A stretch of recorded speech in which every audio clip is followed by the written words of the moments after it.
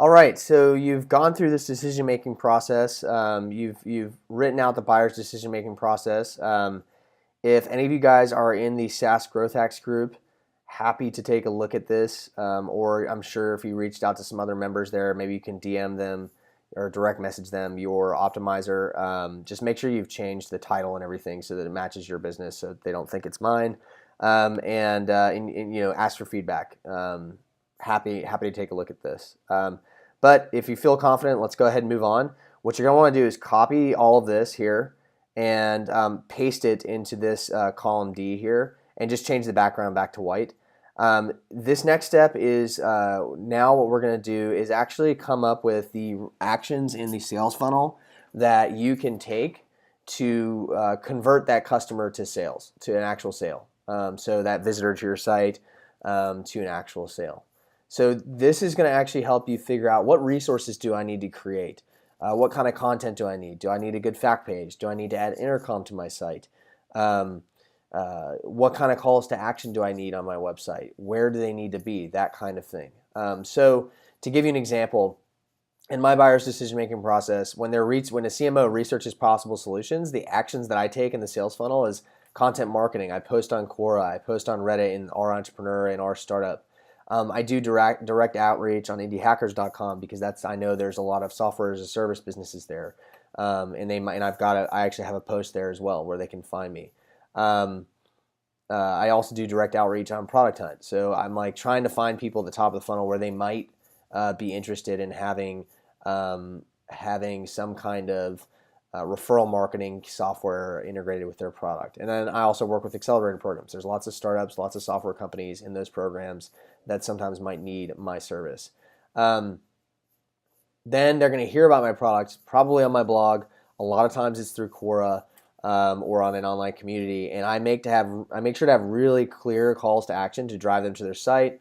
Sometimes that's access to a free product. And I also engage with people really regularly in my audience through comments. Sometimes the call to action is like, hey, depending on what the article is about or depending on what the Quora answer is about, I'll just offer to talk to people for free. If they have a question that they need answered that's not even related to necessarily referral marketing, but is related to growth, I'll definitely talk to them because that is the number one problem that we solve for our customers. We drive revenue growth for them. And one of the ways we do that is through our referral marketing software. So this is where I kind of try and capture some of these users. Again, when they visit the website and want to learn more, I just make sure to have good calls to action for setting up a demo in person. So I have a good lead gen form. I use the actual action I had to do, the thing I had to build out there was just make sure that I have lead pages installed, which is down in the link, so you can click that. It's my favorite tool for capturing leads. I get notified every single time someone signs up. I make sure I have a good call to action, a good form, a good way to actually capture that, and also a good way to track that. And Lead Pages handles all that for me. So then they're looking at the demo on the landing page, and they're also trying to see if customers really like it. So I've got great customer video testimonials. I have a good demo video. I even have a demo that they can try out. So we have drivingq.com. Drivingq.com is a fake software product that I built that I put our application on, our software integrated referral marketing tool on. So they can go there and actually do a live demo and see how it works. And then again, they want to see customer testimonials. So I make sure that those testimonials are there. They look good. They have a good headshot. They have a nice quote. Those are things that we're building out, and it's again something that I know that I need to do. This is now going into my thought process for designing my landing page, and also some of the content marketing efforts that we have going on. Then they want to see if it's a good fit, and they have more questions. So I need to have a really good fact page, and I also have intercom installed. So I've got again calls to action on my fact page, and I have intercom installed so that I can engage with and capture those customers as leads. If it's not a good fit, and they're going to leave the site, I make sure to have a pop-up window, an exit intent pop-up. So this is a way for me to offer something for free, like a sales funnel audit, where I go through all of their landing pages and give them feedback. So this is a good way to start a conversation. So maybe they were like not sure that it was a good fit at the time, but now I can get their email address and find another way to start that conversation. If it is yes, then they sign up for scheduling a demo and they get an automated email from me. So this is, again, an action, something that I took and something that I set up. So when they get an automated email from me, and it has a link to my Calendly in it, where people can now schedule meetings to sign up. They request a demo, and they get that automated email. They schedule a link and they schedule a demo. Then they do first call. So this is that step where they want to like see if it's worth getting other people involved. And I make sure that I listen really carefully, that I ask really good open-ended questions, so that I can really understand at a deep level what their pain points are with growth and make sure that it's a really good fit for them and that it's actually going to help them. This process is kind of like customer discovery as well. So I'm actually not selling really hard in these conversations. I'm just asking them lots of open-ended questions and then telling them a story using their language to end up having them hear how my solution can help. Then once I understand their issues and their goals, that's when we get into the demo with that story that I just talked about. I'm going to do probably some other videos on that process as well. I have a great note-taking strategy for demos and sales calls. But that's for another day. Let me know if that's something you're interested in. And then again, if yes to that, then then we do another great sales call with the CEO probably and the CTO, and we learn more about their budgeting process and specific pain points they have. So not just the CMO, but the CEO and CTO. And once they see value through that, we send them a detailed proposal with info for payment. When they ask for a proposal, we're email marketing them to them now with other like case studies and stuff and how-to guides so that they can be successful. One of the biggest things with referral marketing is people don't really necessarily know where to start. So we have built out all these resources for them for that with our email marketing, and also on our fact page and blog articles and whatnot.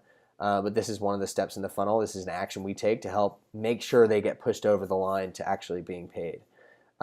And then once they sign the contract or they say they're ready to do a pilot, this is where customer support takes over and we start our onboarding process. Again, I kind of was more detailed with the top part of this funnel, but this is something that I could build out even deeper. So the different steps in the onboarding process to make sure that we can close that sale. When their dev team starts doing the integration, we provide a lot of support and resources. This is, again, kind of like the email marketing. We also can do like hands-on stuff. We can actually come in and actually do custom application development or custom integrations if they want. And then when they pilot or when they actually pay, we make it super easy for them to pay with Stripe. Then they start getting desired results. So they're starting to get referrals. They're starting to see that they're getting growth. We're now content marketing to them with more case studies and how-to articles and more ideas so that we can start upselling them other services that we offer. When they integrate with another service, again, we continue to do our content marketing. We also do another sales call so that we can check in with them and see how they're doing and see if they have any other needs. So this is more of like a customer discovery effort, see if there's some custom development that they need or other features that we can add to make sure we keep them happy. And then we try to upsell them like a managed account, depending on how big the customer is from that whole process. So again, like this last couple here, you could build out even deeper. But I basically did this from like just getting that lead and converting them to paid, and they have actually started using the product. These are the actual actions in the process in the sales funnel that we take. So for you, these might be totally different. If you need some inspiration, you can click this link, and it is a article on, I believe it's Medium. Let's see. No, it's not. It's an article about just analyzing the different sales, decision-making process in your funnel.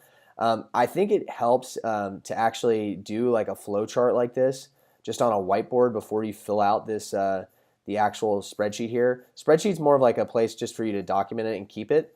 But what I would do is I would actually fill it out here, use this article kind of as a guide for diagramming your customer's buying process and the actual steps that you take.